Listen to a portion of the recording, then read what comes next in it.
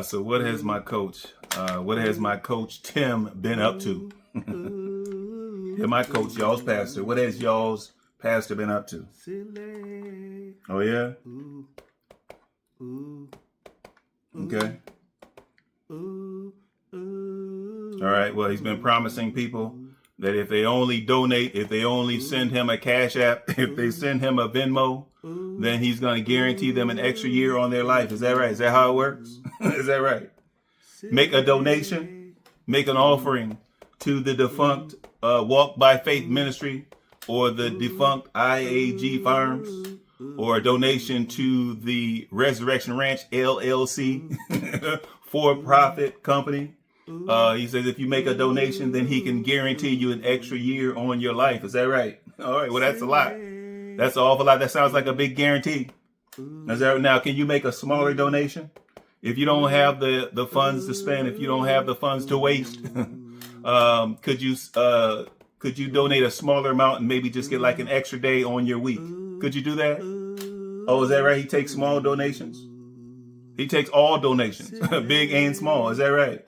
He takes all the Cash Apps, all the Venmo. Is that right? All the tips, the gifts, and the offerings. Is that right? Does he take packages as well? Really?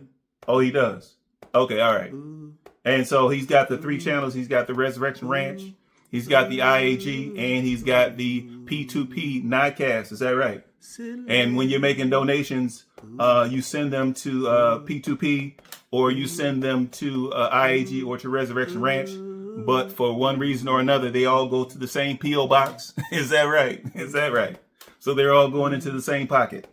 Even though you feel like you're making a donation to IAG Farms, or you feel like you're contributing to the well-being of Grandma Lily, okay? It's all going to the same P.O. box. And who has access to the P.O. box? Does Grandma Lily have access to the P.O. box? No? Even though it says Resurrection Ranch, even though it's supposed to be Grandma Lily's journey, she does not have access to the donations. Really? Then how does she get the donations? Okay, so you're telling me that my coach Tim, he retrieves all donations. He retrieves all gifts.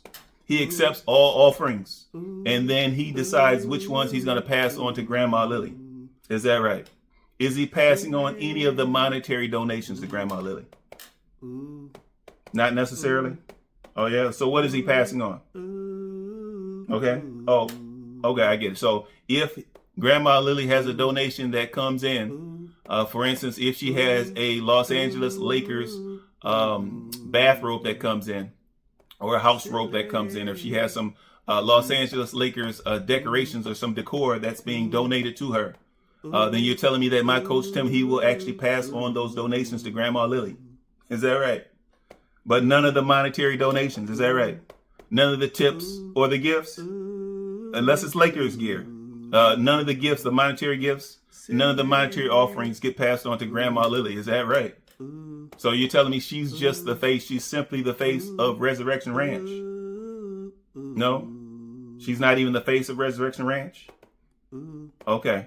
All right, what did we get? We got some type of bait and switch. I thought that Grandma Lily was going to be the face of Resurrection Ranch. No, somebody baited us, and then they switched it on us. And so now we see my coach's Tim's face at least half of the time, if not more of the time. At least 50% of the time, we're seeing more and more Tim out there on the Resurrection Ranch videos. Is that right? Okay. All right. What else? What else has he been up to? Has he been up to anything else other than guaranteeing extra time for folks? He's got the boys chanting. Oh yeah. Well, I already knew that he had them chanting. He had them chanting 100% of the effort, 100% of the time, 100% of the effort, 100% of the time.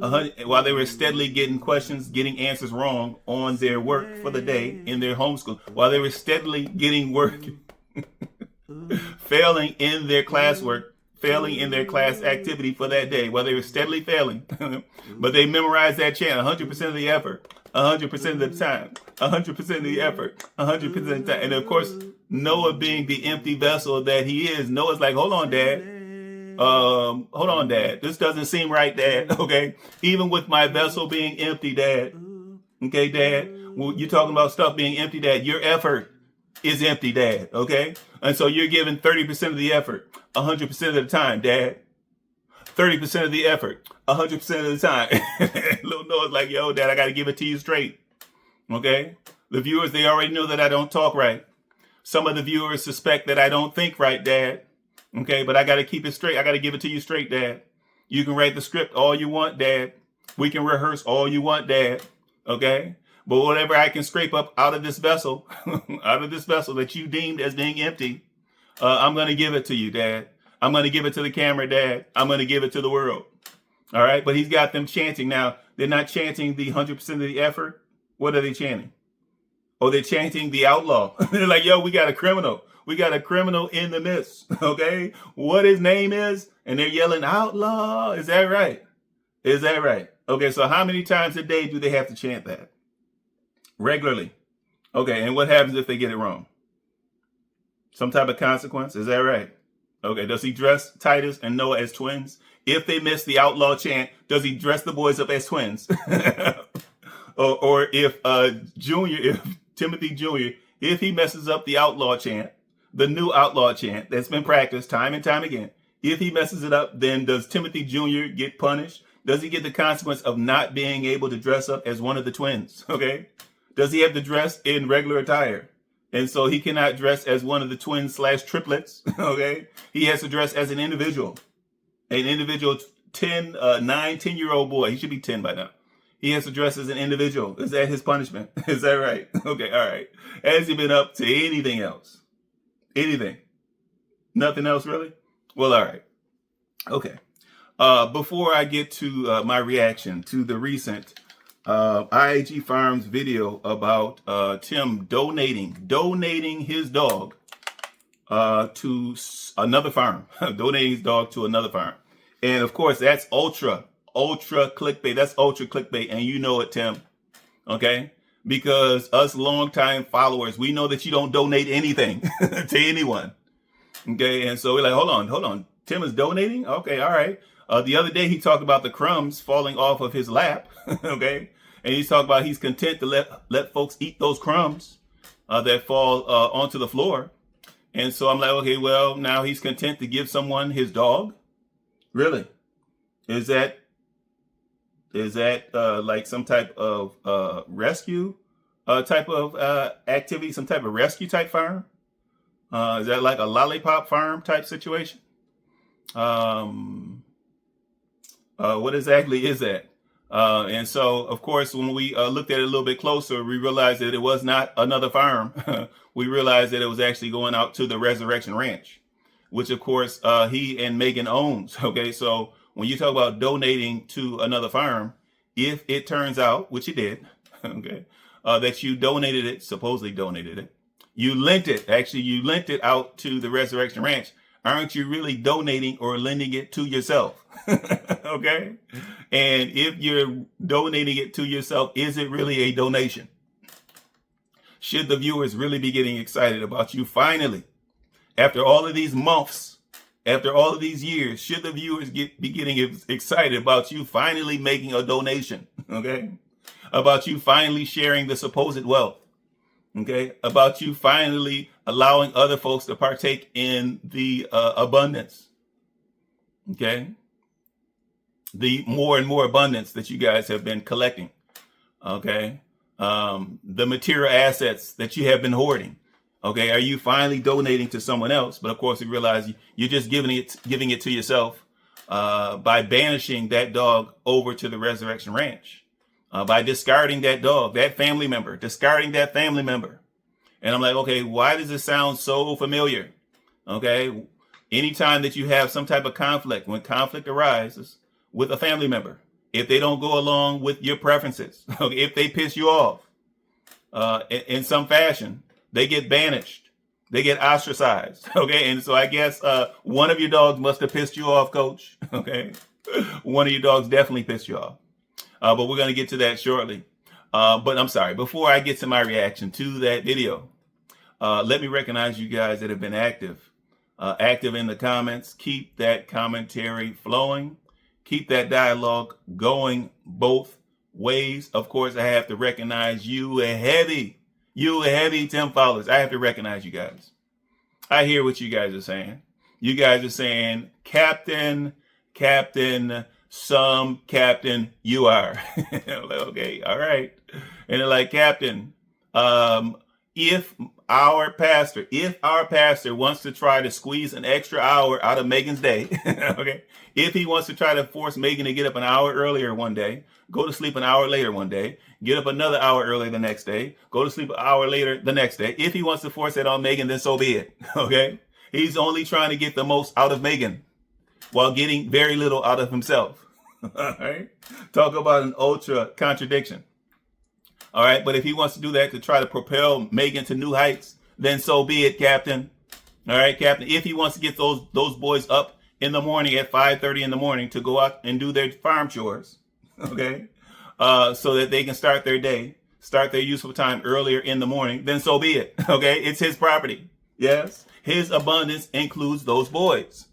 Okay, and so if he wants to get more out of those boys, if he wants to get more out of Megan, then so be it. All right. If he wants to get more out of Grandma Lily, then maybe not. Okay. Now, fortunately, Grandma Lily of late has put her foot down on certain things. Okay. Grandma Lily, even though she signed that woeful contract, Grandma Lily, she recognized that she's still the mama in the relationship. And Tim is still the son in the relationship. And so as such, as far as I'm getting more out of Grandma Lily, he was already breaking her back. And I guess Grandma Lily says, okay, you breaking my back 70% of the time is my limit. Okay, I'm not trying to get to 100%. Okay, I'm not trying to wind up like Megan. All right. But you guys are like, well, Captain, if he chooses to treat those people in his circle in that fashion because he wants more of them while giving less of himself, then so be it. And I'm like, all right, if it makes sense to you, then all right. But you guys be wilding in the comments. You guys be wilding in the comments. And as long as you guys are wilding, I'm going to keep on digressing. I promise you I'm going to keep digressing. I promise you. Welcome back to the end game, where today I'm going to give my reaction to that recent IAG Farms video where Tim talks about donating one of his dogs. I'm going to give my reaction to that video here. Early in the video, we noticed a few things of note early in the video. First of all, we noticed that Tim is still running that 100 yards worth of extension cord, that electrical hazard that it is, okay, that shock hazard that it poses for the boys and the animals, okay, and Megan. But he's still running that 100 yards worth of extension cord out to the shed shack, I guess for the sake of the chicken brooder, okay. So he was pretty deliberate. And so that's the first thing that we noticed. The second thing that's of note early in the video is that I guess Megan has brought out some tea for him. And after Tim starts his initial rambling, he says, well, you can give me my tea now. Okay. He doesn't say, hey, did you bring tea for me? Because, of course, he knew that it was in the script for her to bring the tea outside. He couldn't take the tea out with him. He couldn't come in, poke his head in the door and grab it from inside of the mobile home. But in this case, he didn't say, hey, did you bring me some tea? And he just said, hey, you can give me my tea now. I'm like, okay. And he said, hey, that's for you haters out there. That's for you reaction channels out there. I told you guys that I would keep you guys busy. Okay. And so I'm going to show you guys what it's like to be rude, what it's like to display no manners for your wife. Okay. Let alone another human being, let alone another adult. Okay. This is what it's like. You can give me my tea now. And then just go about his business.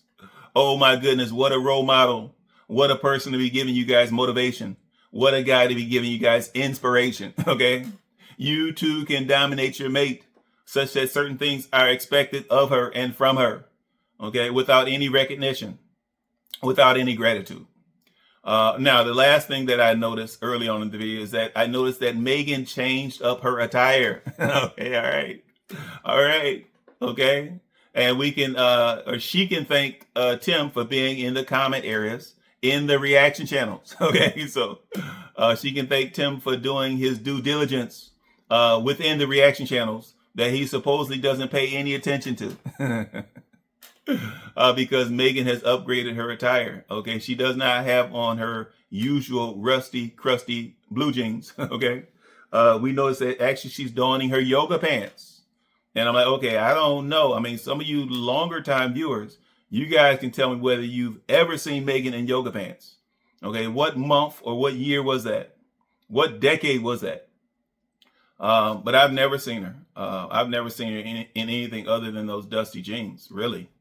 But she's rocking the yoga pants, and I'm like, all right, Megan, a little bit more feminine. I like to see that, Megan. Yes, I know from time to time with the fashion that my coach dresses you up, with his preference for masculine features in his mate, his preference, his obvious preference.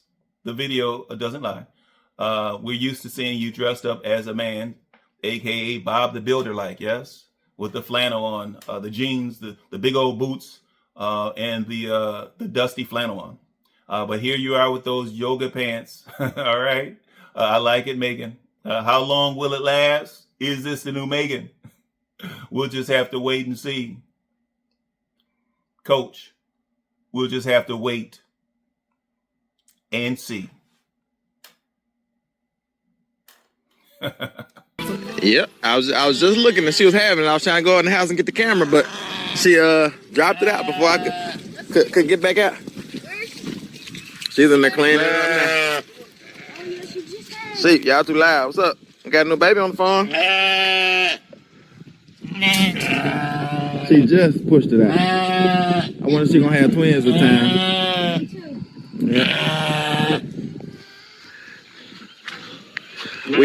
We knew that every time there was a storm, yes, our animals gonna have a baby. We were talking about that last night. I mean, it was like storming all night, thundering, lightning, loud crashes, and we're like, you actually looked out the door. You're like, ain't nothing I can do right now. Yeah, we're like, somebody gonna have a baby. I'll take my tea. Benjamin, we got another baby on the farm. What you think? I knew he was gonna like Get that thing on my head. Get that thing on my head. I don't want no head. There you go, buddy. Y'all can go ahead to your farm chores, boys. All right, y'all see, we have another baby on the farm, and we're still on baby watch. We got multiple mamas that are gonna be having babies. Get back, dogs. Nope. We got multiple mamas that are still on, and those are the babies from the last video that we showed y'all when babies were born. As y'all see, they're jumping around. Solo, Gideon, no. They're jumping around. Tim talks about them just walking around while the boys are doing their farm chores. Of course, we noticed that Megan is pregnant again. She's pregnant again. But she's not really pregnant. Okay, all that means is that she has not covered up her hernia as well as she normally does when she wears the big baggy clothing. But of course she has on her yoga pants trying to look all feminine today. And so I guess she said, well, I can't truly be feminine or look feminine if I have on a big old sloppy hoodie on top of my yoga pants. And so we see that Megan is pregnant.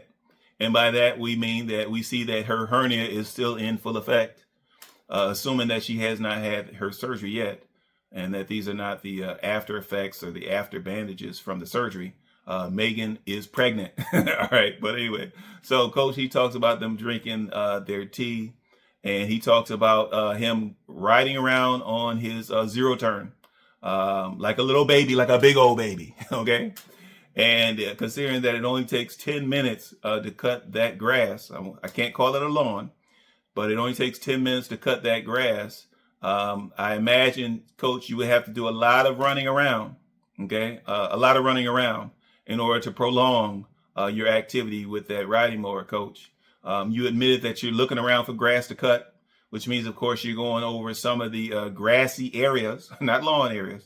You're going over some of the grassy areas that really should be bush hogged, some of the areas that really should be weed whacked. We know that you're running over them, Coach, because you're sitting up there like a little kid on a go-kart, and you're just running it around like a new toy.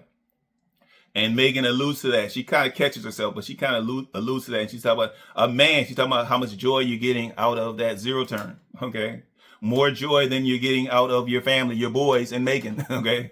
But you're getting all that obvious joy out of that zero turn. She talks about a man and his mower, when we really know that she meant to say a man and his toys. Okay.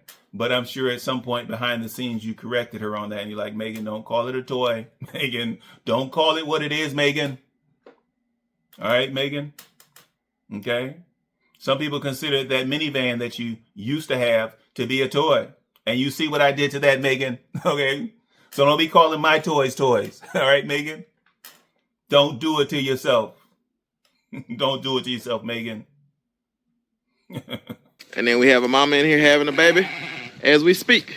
She usually has twins, but every now and then she'll have a single. So we gotta keep a watch on her to see if she's gonna have two today or she's just gonna have one. But I think I'm gonna put y'all down for a little bit. Like I say, we're walking around, Megan and I, and Benjamin.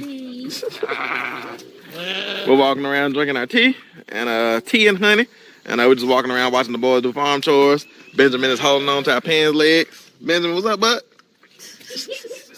So we're just having fun, enjoying, it's a little bit chilly this morning because we had a storm come through last night and it's greened up all of the grass. Right. So I can't wait to get on Outlaw. What his name is? Outlaw. A man and his mower. That's right. I've been around here mowing like a madman. Yeah. I wouldn't even record. I don't have to worry about the grass not being cut. I don't have to worry about ever hitting a tall blade of grass again. I ride the lawnmower. I ride Outlaw around. I knew Zero Turn, if y'all hadn't seen that video. We bought a bad boy Rebel Zero Turn whose name is Outlaw. What his name is? Outlaw. You gotta say that every time you say his name. But anyway, I be riding Outlaw around looking for grass to cut. I come out and ask the boys, y'all seen the grass need to be cut? And so, I've been cutting like a madman. And I've been cutting like a madman because I didn't record any of it. As y'all know, I record everything, for real. So maybe on the next cutting, I'll record and let y'all come along with me. But of course, these videos are kind of pieced together in the editing room. Okay, they're pieced together. But eventually, Tim makes his way out to the Resurrection Ranch. And he pulls up on Grandma Lily, and she's got on her house coat. She's got on her purple supposed Lakers house coat that one of the donors donated to Grandma Lily. Okay, and I guess it was too small for Tim. It was too small. Of course, he opened the packages. He opens all the packages. Okay, and he decides what goes where. Okay, what goes into his pocket, what goes on his back, what goes on the backs of the twins, Titus and Noah. Okay, what goes on the back of Junior? What goes toward Megan? What goes into the bank account? And what goes to the flea market? Okay, aka eBay, aka Facebook Marketplace. All right, and I understand that some people have gotten the impression that of the meat, all of that sausage that they've been weighing up, some people have gotten the impression that they're actually selling the sausage. And so if you're selling the sausage, does that count as giving it away? And I'm like, well, that makes sense that they would be selling it, considering that if they were donating it, they would catch it on camera. However, if they were selling it for a profit, remember that Resurrection Ranch LLC is a for-profit company run by Timothy/Megan. Okay. And so if they were selling that meat as one of their mystery businesses, of course, he wouldn't catch it on camera. Later, he reminds us that he gets everything. He films everything. Okay. He's actually, when he's talking about mowing the grass, and he's like, well, I got so excited mowing the grass that I didn't even film it. And you guys know that I film everything. All right. And so if he had actually donated any of that sausage, any of that meat that he got back from the slaughterhouse or from the butcher, if he had actually donated or shared some of that with the needy, certainly we would have gotten some of it. On video footage, we would have seen some of it, but not if he was selling it, Coach. We haven't seen that video. But I got distracted. I'm sorry. I digress. But he walks up on Grandma Lily, and she's out there trying to treat her duck that got mangled. I guess it got mangled by one of her dogs. And she's in her house attire or house robe, bathrobe, etc. And he said, well, I put the dog in the truck, and then I just went and that's why I didn't give you advance warning. And of course, Grandma Lily gives him a slight verbal lashing, and she's like, well, don't just be walking up on me, boy. You're supposed to call me in advance. All right. Although you get goofy with your filming, although you put Megan on camera when she's clearly not camera ready, okay, when she's still crusty, when she still has that sleep in her eyes, and when she still has the dried slobber on her face, okay, when her hair is in disarray, although you force Megan to be on camera, okay, if you're going to come over here onto the ranch, okay, you need to give me advance warning, okay? She's like, okay, now don't forget, little Brian is not the only one that can get whooped around here. Don't forget, I'm mama, okay? Okay, and so I can start you can get the whooping, you can get some of this whooping too, okay? I don't just whoop dogs, okay? But now, as he's walking up on Grandma Lily, true to script, she's listening to some of the P2P nodcasts. And I'm like, okay, Grandma Lily, it looks like you just woke up, all right?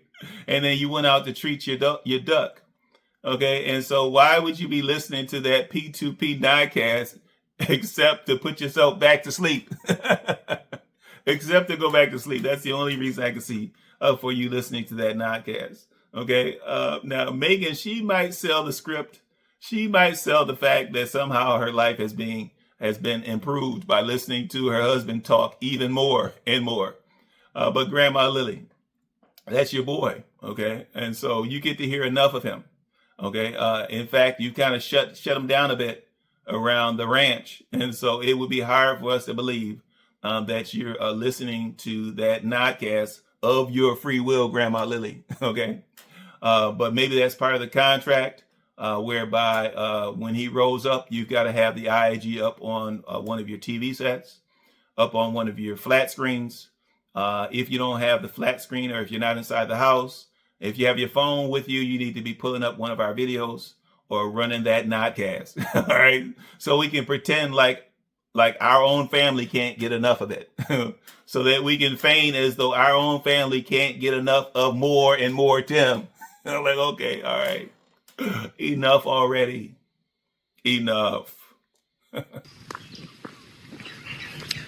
Doing your duck maintenance, huh?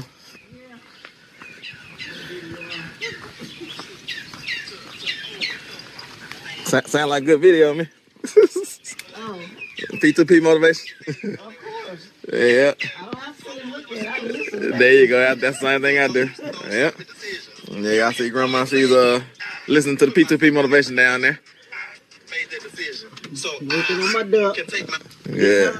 Oh, doctor in. That's a nice robe you got. Thank you. Very nice. Yeah. I got a Lakers label on there somewhere. Yeah. I wasn't expecting this filming, y'all. Somebody was said they gonna call before they came. Yeah. Yeah. I got that, and I went ahead and just loaded them up and brought them on. I guess. Tim talks about Grandma Lily getting a new farm worker. Okay, now first of all, Grandma Lily does not have a farm. At best, she has a ranch. And of course, you own the property around and under her ranch or her mobile home. But you imply to Grandma Lily that she has a new farm worker around here. And of course, what that does is that confirms the fact that this dog, Solo, has been forced upon Grandma Lily. She indicated at some point she wanted to get another dog. I'm sure she wanted to start with her own dog, her own puppy, a dog that she could rear and train herself.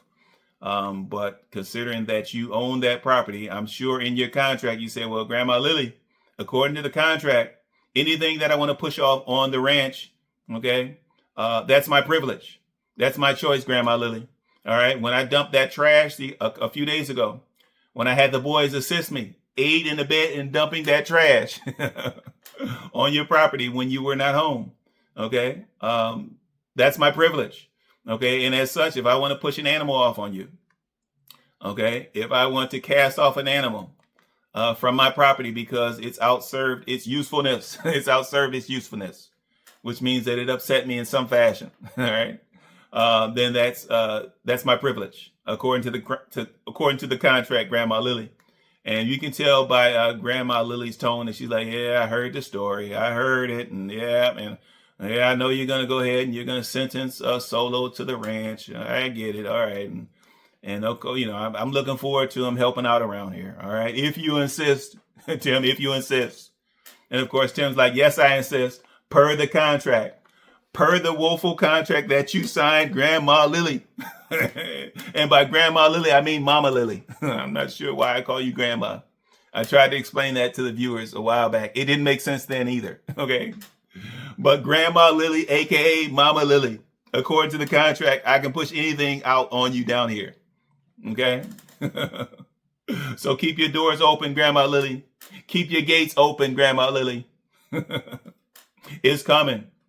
On the regular, Grandma Lily. On the regular. Yeah.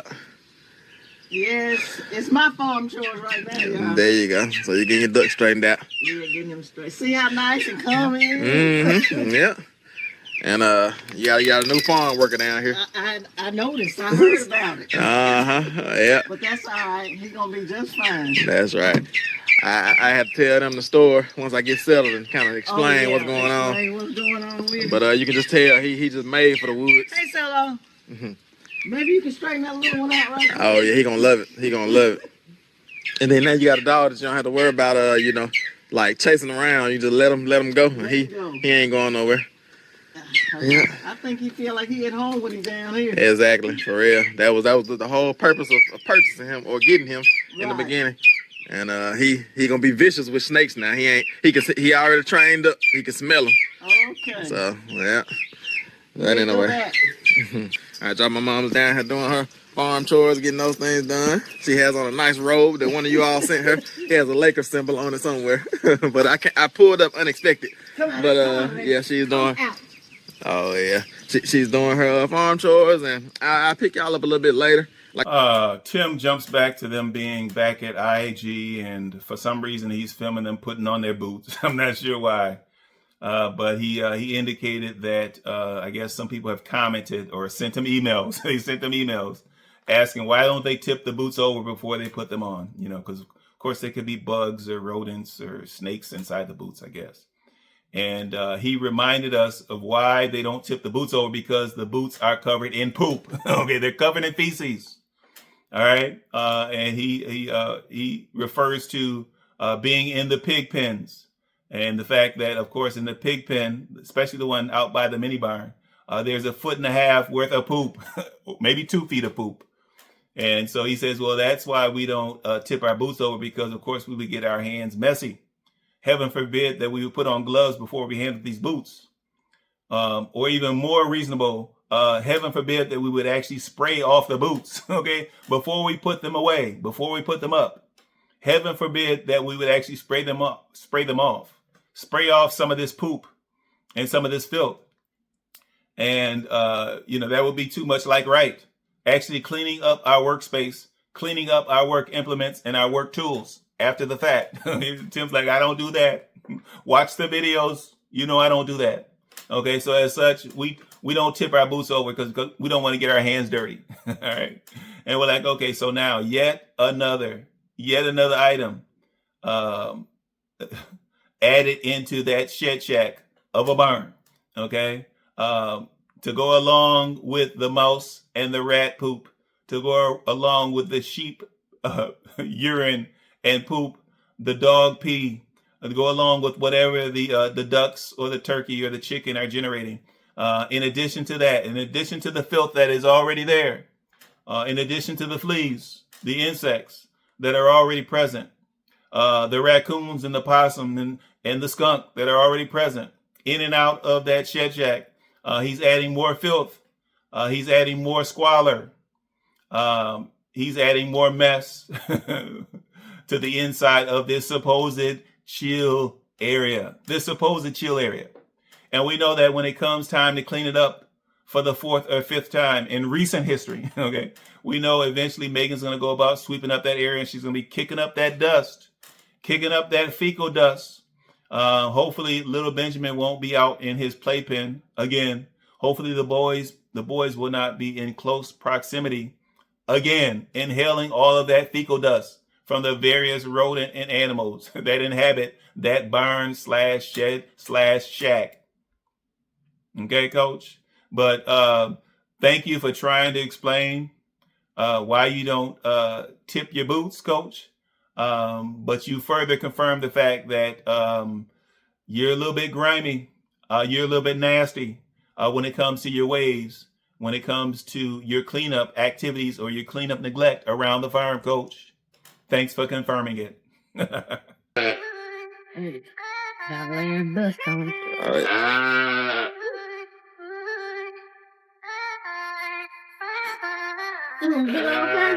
So, yeah. Now I'm gonna go outside.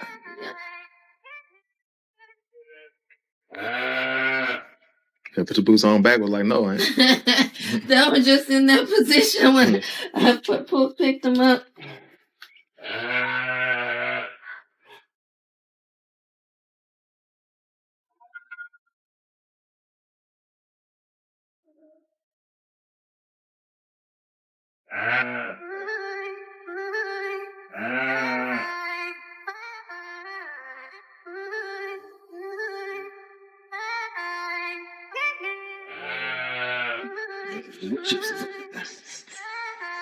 Trying not to touch the bottom. Supposed to be trying to figure out why we don't flip our boots over when we're putting them on because we don't want to touch them. This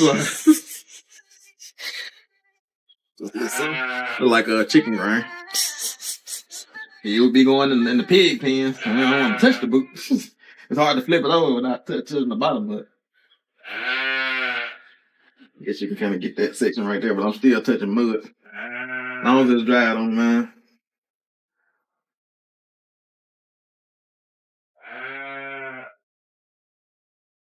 All right, let's go. All right, we're reminded that the filmmaker that Tim is, the delusional filmmaker that he thinks that he is, he prefers, he always tries to get the best shots, put forth the best image that he can, put forth the best aesthetic that he can. And so he reminds Megan that if he's walking and talking as they're working their way down to the sheep pen, he wants to have Megan walk nearly beside him, but definitely behind him. Okay. And so he's like, okay, Megan, I instructed you to always walk behind me. Okay. All right. But I need you to be in the camera shot. Okay. And so when you're behind me, I need you to adjust yourself, Megan. So Tim looks back and he's like, get over here. And Megan, oh yeah. Okay. Okay. And so Megan adjusts her position so that she's actually in the shot. So that she can pretend to have the same amount of excitement as Tim does. But it does not show on her face. Frequently, my coach, he uses smiles to deflect the reality, okay? And he giggles. Of course, half the time, the giggles reflect deception and nerves, okay? But the other times, he's trying to reflect some type of joy or excitement or some type of fun that he supposedly is having. Watching others work and talking about others' work. But he gives a quick glance back at Megan, and Megan hops to it and she gets into a position as they work their way down to the sheep pen. And I'm like, okay, coach, it was only going to take a few moments to get down to the sheep pen, coach. All right. You could not have given up that beautiful, that ideal camera shot just for a moment, coach. There'll be plenty of opportunities to come, coach. Not for a moment. Always going for the best shot, coach. Right? I thought Megan said, y'all just pick up the camera and start filming, coach. Okay, what is this about marks and Megan being in her mark and hitting her mark? What is that about, coach? What's it about? And we actually need to check and see if it's a boy or a girl. And the sheep that had this baby is a sheep that we named Cloudy, our white Katahdin sheep. Get over here and see if we have another boy, another girl. All right, so eventually they get around to talking about the ram lamb that I guess was born that morning, and how they came back from their walk to find the lamb dead and the dogs hovering over the top of the lamb. And although they admit that they don't know what happened to the lamb, they don't know if the lamb got out or if one of the dogs pulled the lamb through the gate. Although they don't know what happened, they're quick to blame it on the dogs. They're going to blame it on the dogs. And he's talking about the dogs hovering over the lamb. And I'm like, well, the dogs, you were hoping that the dogs would be protective of the livestock. And so would not hovering be like a protective type of action or demeanor? So you indicated that you didn't see any blood. Of course, you didn't see any bite marks on the lamb. And so how does it get blamed on the dogs? Okay, all right. Just because they were there at the supposed scene of the crime. All right. Okay. Now, coach, all right. Once upon a time, you were caught at the scene of the crime. All right. And you still denied your culpability, coach. You still denied it. Okay. You're an outlaw, a fugitive of the law. Okay. All right. And so how is it that the dogs and they're sniffing around and they're noticing that this animal is down. This animal is injured. How do they get blamed for actually injuring the dog? How does that work? Okay. Where did that thought process come from? Where did it come from? So we were taking a walk yesterday, and I think, was it earlier that day or the day before that sheep had been born? Earlier that morning. Yeah, it's actually earlier that morning. So we were taking a walk in that afternoon, and the dogs were walking with us, and we were headed back up to this area here. The dogs were, running in front of us, and all of a sudden Tim was saying no. He was calling, the dogs because he saw them, at the fence or whatever. And so we went over, and we saw that Naomi's baby that she had just had that morning was laying there pretty much dead, and with the dogs hovering over it. Yeah, with the dogs hovering over the little lamb. And so we were just very concerned, very upset at that point. Not sure what happened. We were still not sure exactly what happened. We're not sure if the little lamb got out and the dogs got at it, or if the dogs got at it, pulled the lamb from underneath the fence. There's so many variables. We don't know what happened. We don't know how the little lamb got out, and we don't know if he just died, or we think it's more likely that the dogs killed it, harmed it, jumped at it, nipped at it hard, or Tim talks about the fact that he thinks that the dogs mangled the lamb. Okay, even though they didn't see any bite marks or any blood or anything, he says, well, I think they mangled it. And I'm like, okay, coach, do you understand what mangled means? Okay, all right. But he says he thinks that the dogs mangled it, and because Solo is more aggressive, he's the more aggressive of the two dogs, that it must have been Solo. I'm like, all right, well, talk about being innocent until proven guilty, coach. Coach? Okay, because Solo is most aggressive, that means that Solo did it? What am I hearing here, coach? But you give a little bit of history about how you guys raised Gideon from a pup, but you guys bought Solo, and then you're like, no.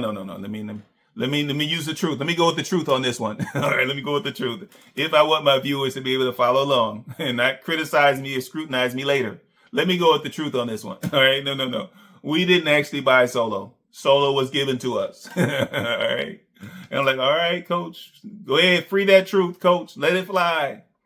But he talks about how they got Solo later on, and so they didn't have the opportunity to train Solo as much as they trained Gideon. And I'm like, okay, all right, coach. They're trained, right? They're trained to herd. That's what they're trained to do. They are trained. I'm not even trained. They're bred to herd. Okay, they're bred to herd. Now they're bred to nip. That's how they're bred. Okay. That's their natural instinct, coach. And so how can you chastise them for that? How can you punish them? And in the grand scheme of things, how can you cast off? How can you exile Solo for being the type of dog that he is, for doing what he's supposed to do? How do you do that, coach? How do you get around to that? And I can't help but wonder if this is just a theory. This is just a theory. Now, of course, from time to time, our coach, he gets perturbed. He gets bothered. He gets annoyed by getting these constant comments about him housing, about him caging, about him imprisoning those dogs in that minuscule little duck cage. Okay? I would call it a hamster cage, but it's a little bit larger than a hamster cage. All right. And so I think that there's a theory that my coach he finally got fed up with getting commentary on him, cramming two adult dogs, into that little duck cage. And so he's like, well, wouldn't it be much better if we only imprisoned, if we only locked one dog in there for 9-10 hours at a time? Okay, wouldn't it be better if there was only one dog crammed in there? And he's like, well, what kind of excuse can I use to get rid of Solo? What kind of excuse can I use? He's like, oh, I know. The first time that we have one of our livestock die, which is inevitable. It's inevitable. The first time that we have one of them die, I'm going to put it on Solo. I'm going to put it on Solo. Okay, because we didn't get a chance to raise them up properly. And I'm like, oh, hey, coach. Now, first of all, coach, training a dog is your responsibility as the owner or as the caretaker, however you want to say it, coach. All right. It's your responsibility. All right. And considering that Solo is part of the family, when do we cast off family members? Okay. Simply because they've disappointed us, simply because they've gotten on our nerves. And I'm like, okay, hold on now, wait. That sounds familiar, coach. It sounds familiar. But let's listen on. Let's listen a little bit further and see what else you have to say. What other type of excuse you're going to offer to explain why you're casting Solo away, why Solo is being exiled, why he's being pushed off on that Resurrection Ranch property for Grandma Lily to take care of, okay? So Grandma Lily's going to have yet another mouth to feed, another dog to care for, okay? Coach, how does that make sense?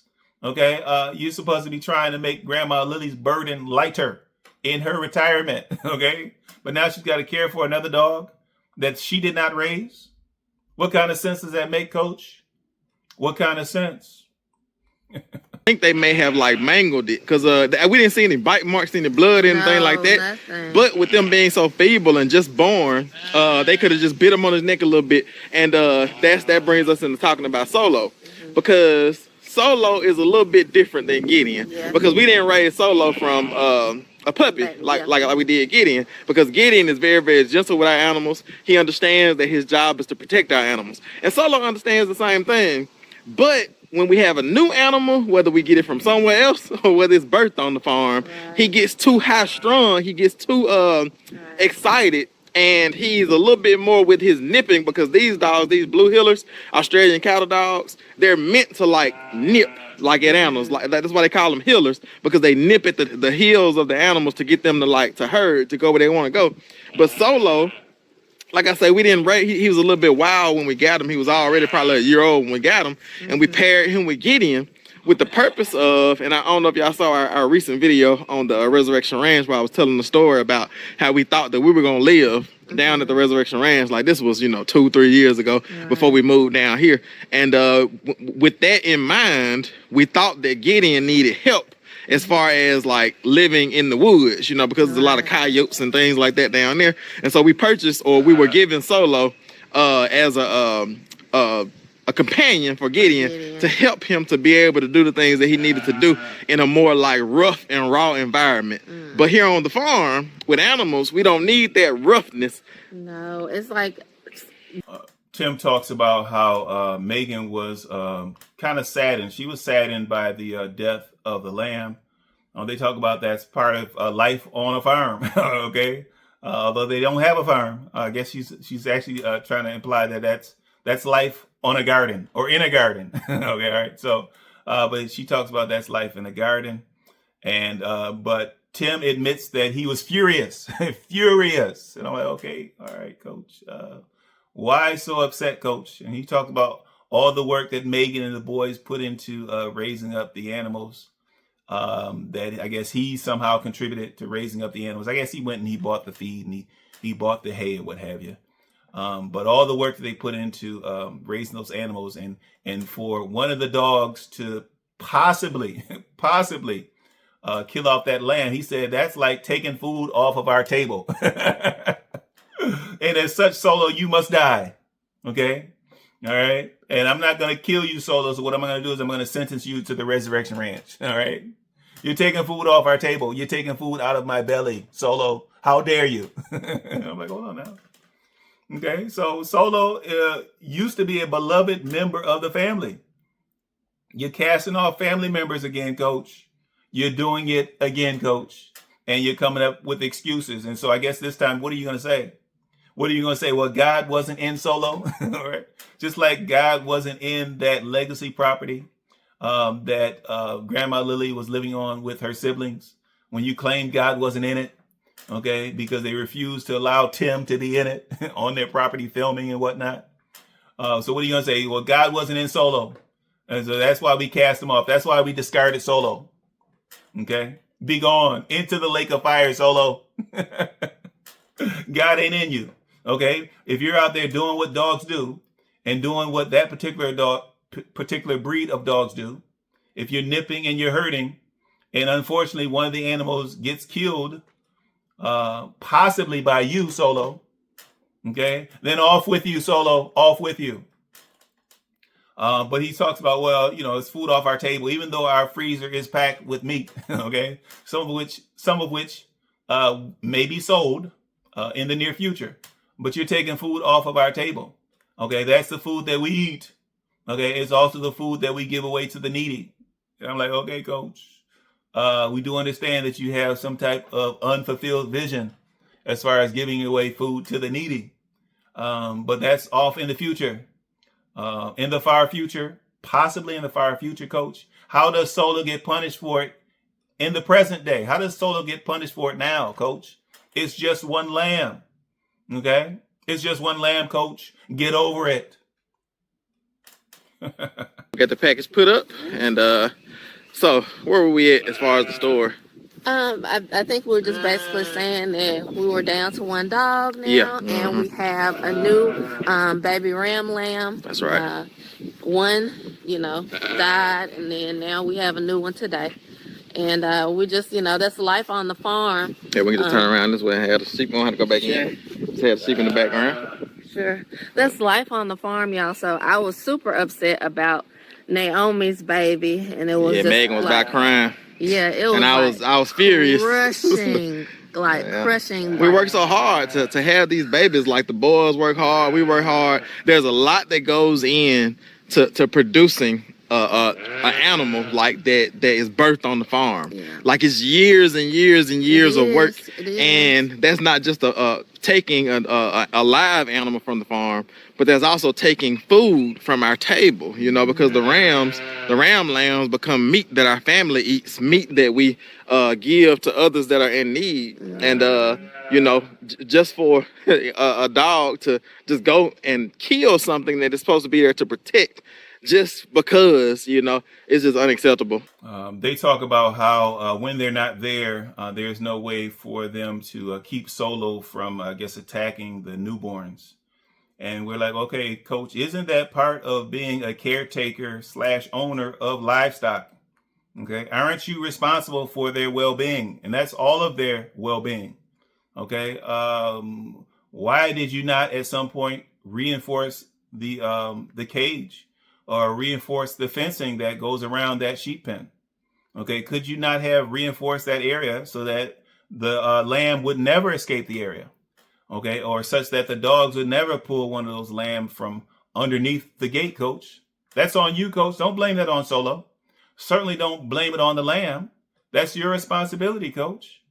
All right? And so, by the way, it's also your responsibility to train the dogs. If you're the caretaker, you're supposed to train those dogs. If you have a variety of livestock out at your garden, your IAG garden, coach, and you're talking about, well, when one of the mothers has a baby, he looks at it and Solo might think it's a raccoon, and so he may attack the raccoon, or he may attack the possum or the squirrel. And I'm like, okay, coach, what about training him? As far as the difference, what about training him in the difference between particular animals? What about that, coach? Now, I know that would take time, coach. All right. And we do understand that we do understand where all of your effort is going right now, coach. And we do understand in your YouTube journey that you don't have time to train dogs. Okay. But considering how profitable you have been, considering how abundant you supposedly have been, you could have hired a trainer.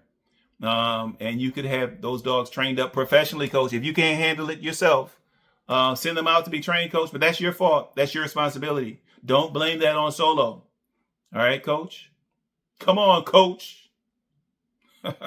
But Solo being down at grandma's, I think is what we were kind of talking Yes. about. Because, you know, she has an environment to where he can thrive in. And like I said, we can't risk, you know, our animals being able to get out and him killing them. Yeah. You know, But Gideon that's gonna happen. You know, occasionally when I have little baby animals get out, and there's no way to stop him. You know, from going at them. That's right. Yeah, especially if we're not here and don't see him. Because as long as we're here, out here, and we're with him, he doesn't do it. But it's like when we can stop him. we can stop him, right? But sometimes he just doesn't know. Like he doesn't have that filter like Gideon has to say, I saw this animal born on the farm. I know it's supposed to be here, so I shouldn't attack it. You know, like I said, because he's fine with all the animals that he's familiar with. But a new baby pops up and he's like, is that a raccoon? Is that a possum? You know what I'm saying? Because he does a good job with that as well, like killing raccoons and possums and things like that. That are a threat to the farm. But he doesn't have the sense to know the filter, right, which is which. So he's going to do good down at grandma's house, like I said, on the Resurrection Ranch. And she's already, because we Tim says, well, that's the story. That's the story. And we're sticking to it. We already rehearsed this story on why we got rid of Solo, why we got rid of a beloved family member and pushed it off on Grandma Lily. Yet another responsibility for Grandma Lily. But that's the story and we're sticking to it. And he's like, well, we got one dog now. And I'm like, why are you so excited? If Solo was a beloved family member, okay, a vital part of your family down there at IAG, why are you so excited that Solo is gone? We got one dog now, y'all. I'm like it was a burden, coach?